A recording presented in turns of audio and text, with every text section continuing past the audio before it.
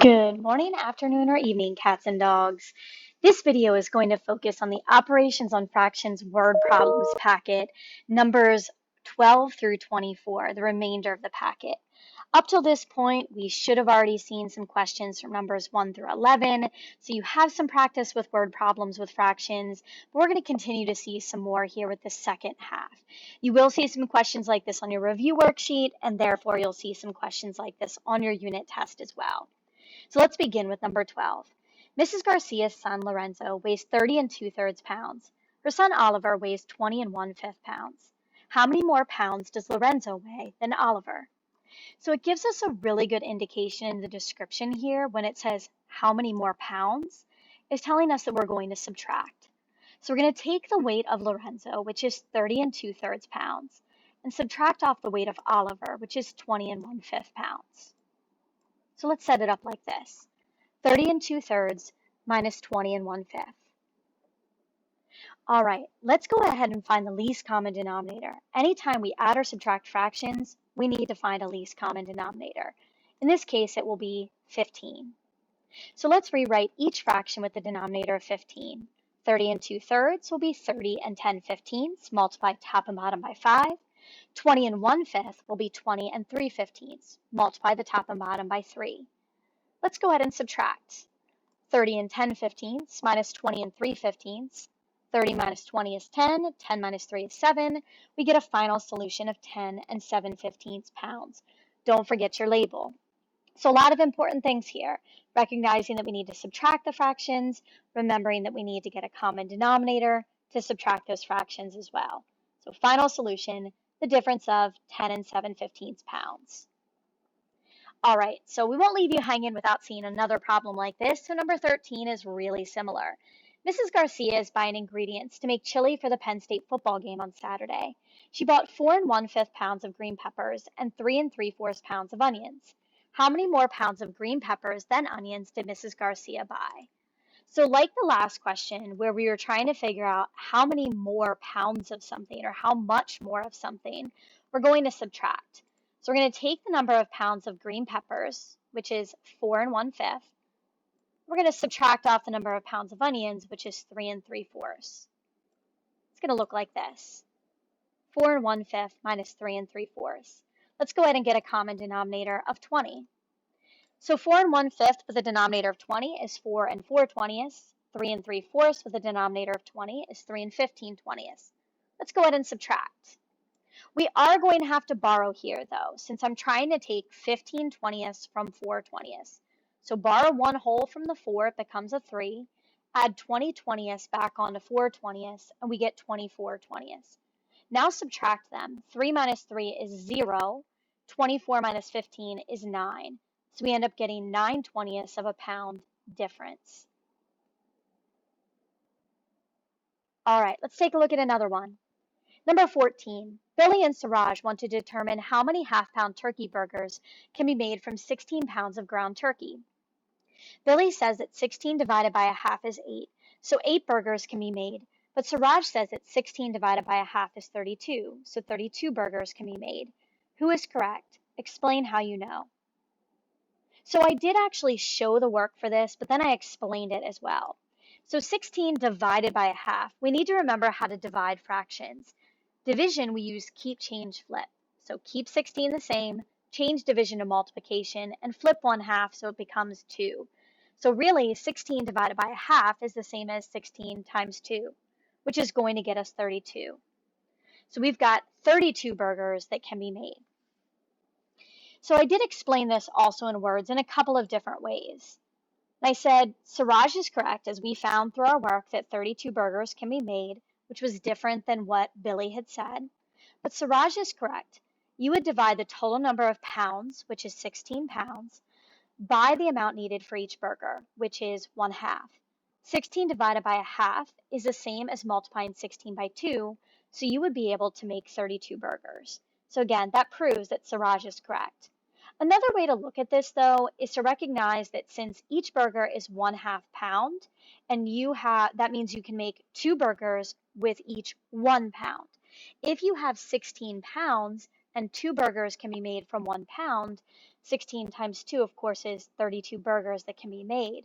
So I explained it in 2 different ways. I'm going to highlight both in yellow. So this is one way to explain it. Really, you need to say that Siraj is correct either way. But one would be explaining your work. So this would be one way to look at it, and then this would be another way. You wouldn't have to necessarily put both explanations, but it's just good to be very specific about how you know Siraj is correct. I added this question in a few years ago because I noticed students struggling with dividing by fractions. They think that dividing by fractions is the same as multiplying by those same fractions, and it's not. So it's just something to be really careful about. All right, let's take a look at number 15. So again, we're going to see another problem like this. So number 15, it says Ulysses is having a party. He is making 3/4 pound cheeseburgers. How many burgers can he make with 60 pounds of ground beef? So this is going to be really similar to the last question. You're going to take your total number of pounds of meat that we have, in this case that's 60 pounds, and divide it by the number of pounds needed for each, which is 3/4 of a pound. So I'm going to take 60 divided by 3/4. Remember, keep, change, flip. So we've got 60 times 4/3. I did cross reduce. Both 60 and 3 divide by 3. 3 divided by 3 is 1. 60 divided by 3 is going to get us 20. Multiply straight across to get 80 over 1. So what this means for Ulysses is he's going to be able to make 80 burgers. Oh, sorry. All right, let's move ahead to question number 16. A 4-foot long shelf is to be installed between 2 pictures that are 42 3/4 inches apart. How much of the shelf must be cut off so that it fits between the pictures? Justify your answer with work. So the first thing we know is we have a 4-foot long shelf, and we're trying to fit it in a space that is 42 3/4 inches wide. So the first thing I would do is change 4 feet into inches. There's 12 inches in a foot, and 4 times 12 gets us 48 inches. So that shelf is 48 inches wide.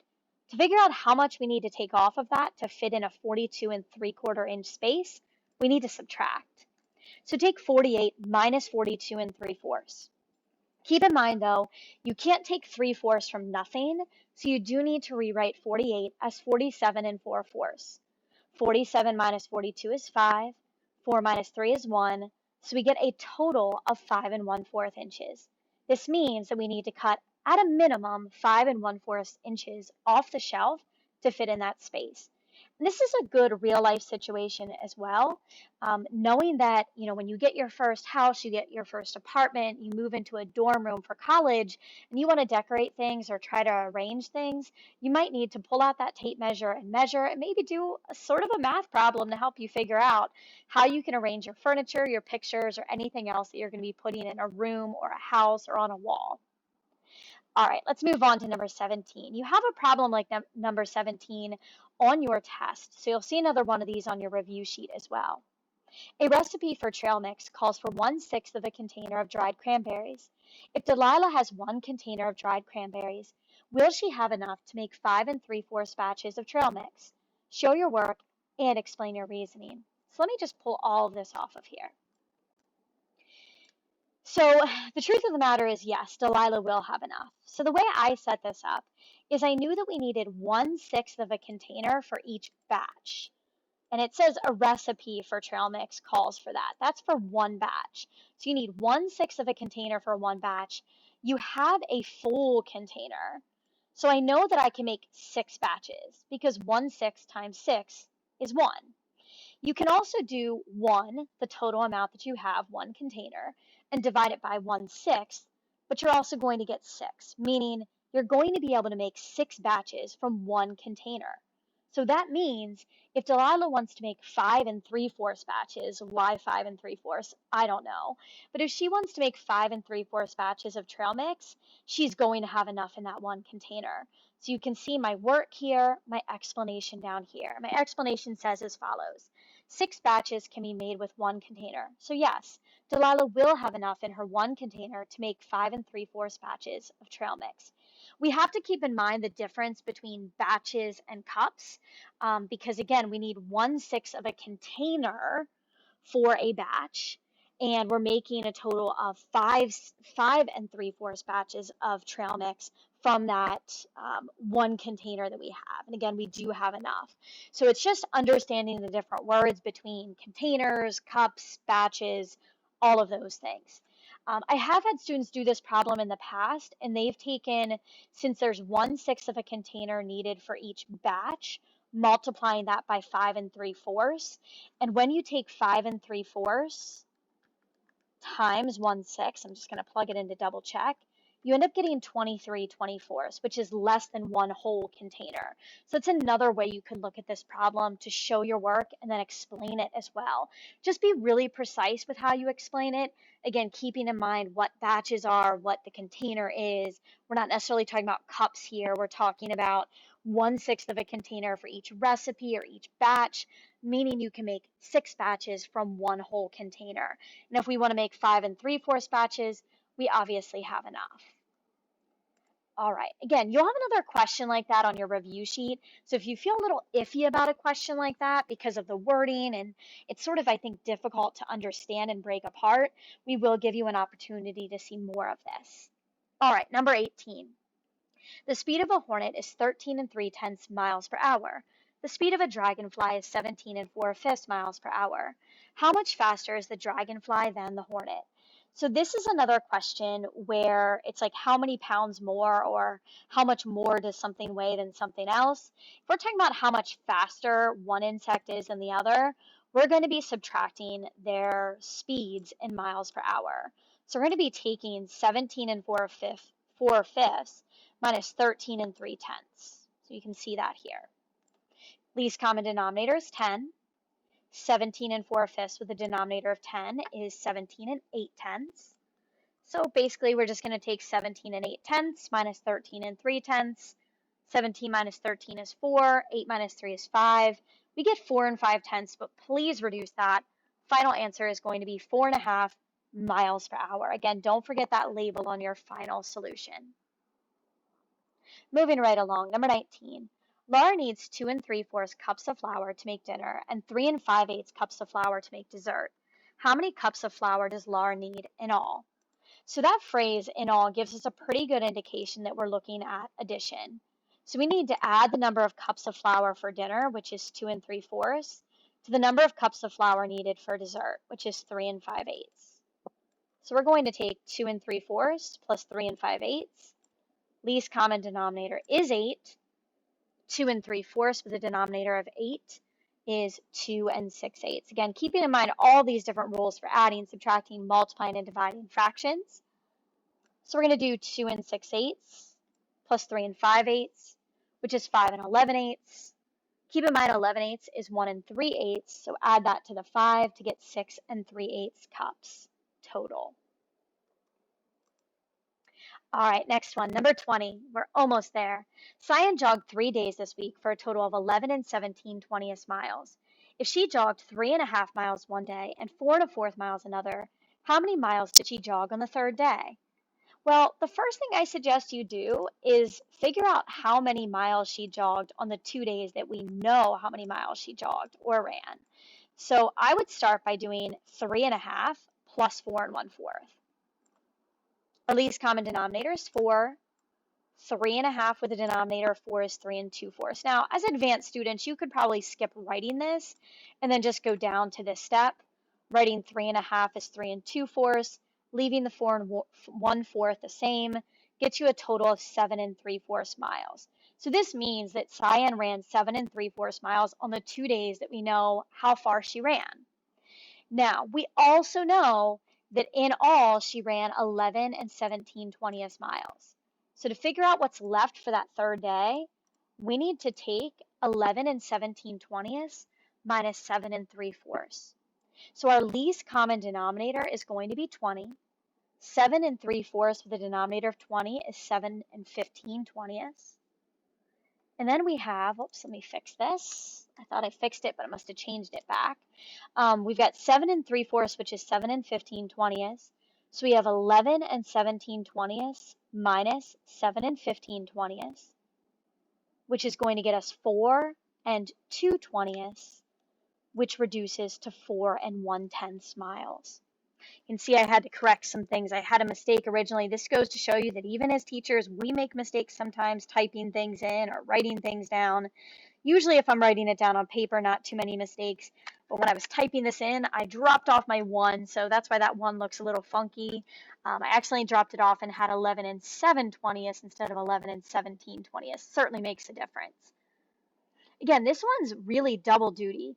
You have to add the total number of miles for 2 of the days, subtract it from the third. Luckily, this one doesn't involve borrowing. It does involve reducing here at the end to get 4 and 1/10 miles.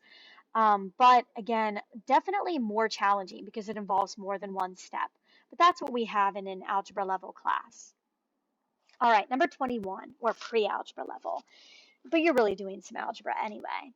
So in number 21, it says in the student council election, who do we have here? Bob received 3/10 of the votes and Owen received 2/5 of the votes. Julian received the rest of the votes. What fraction of the votes did Julian receive? So again, a little different. We're going to be doing more than one step here. So the first thing I would do is figure out the total fraction of the votes that our two students received. So we've got 3/10 of the votes plus 2/5 of the votes. And I'm trying to remember the other student because I can't see that. I have a little thing right up here on my screen that prevents me from seeing it. So we've got Bob and Owen. So let's add 3/10 plus 2/5. Least common denominator, of course, is 10. We've seen that many times. So we have 2/5, which is 4/10. And again, you might be able to skip this step and go right down here where we take our 3/10 plus 4/10, which is going to get us 7/10 of the vote.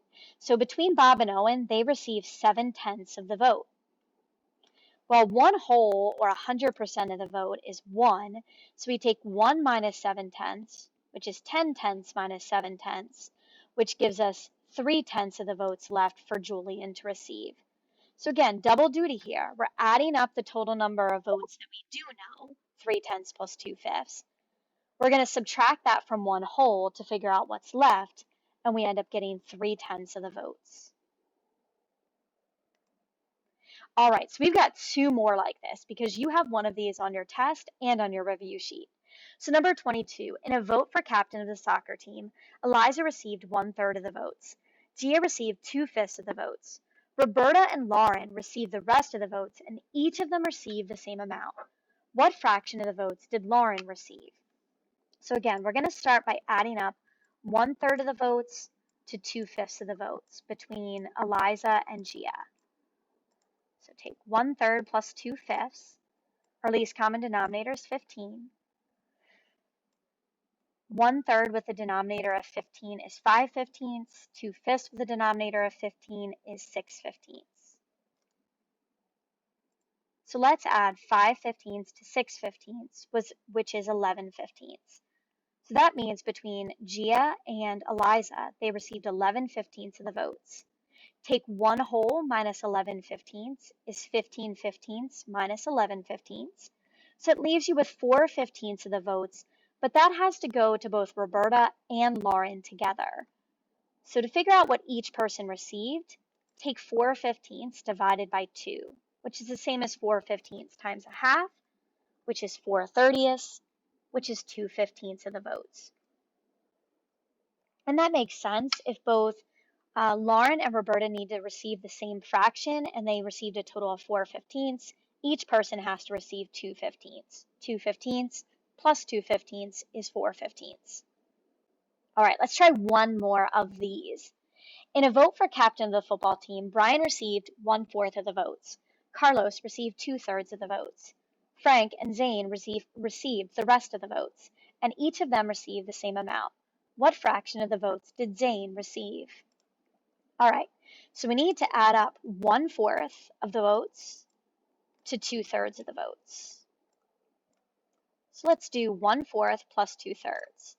Our least common denominator is 12. 1/4 with the denominator of 12 is 3/12. 2/3 with the denominator of 12 is 8/12. Delete this. We're going to take 3/12 plus 8/12 to get 11/12. 1 minus 11/12 is 12/12 minus 11/12, which is 1/12. So between Frank and Zane, they received 1/12 of the votes. So each of them received half of that 1/12. Now be careful because you can't write 0.5 over 12. So for this one, we're going to take our 1/12 divided by 2, which is 1/12 times a half. What it means for us is that each person received 1/24 of the votes. That one's a little more challenging because you can't just simply divide the numerator by 2 like you could for this problem. And even like your previous question where some of the numbers were a little bit easier. All right, let's look at one last question. Raul and Elizabeth are making blueberry muffins and banana nut muffins to take to a friend's house. Elizabeth has half of a 24-ounce bottle of vegetable oil, and they need 2/3 cup of vegetable oil for the blueberry muffins and 1/2 cup of vegetable oil for the banana nut muffins. Do they need to purchase more vegetable oil to make both recipes? Justify your answer with work and/or explanation. So the first thing I recognize that is Elizabeth has half of a 24-ounce bottle. So that means she has 12 ounces of vegetable oil.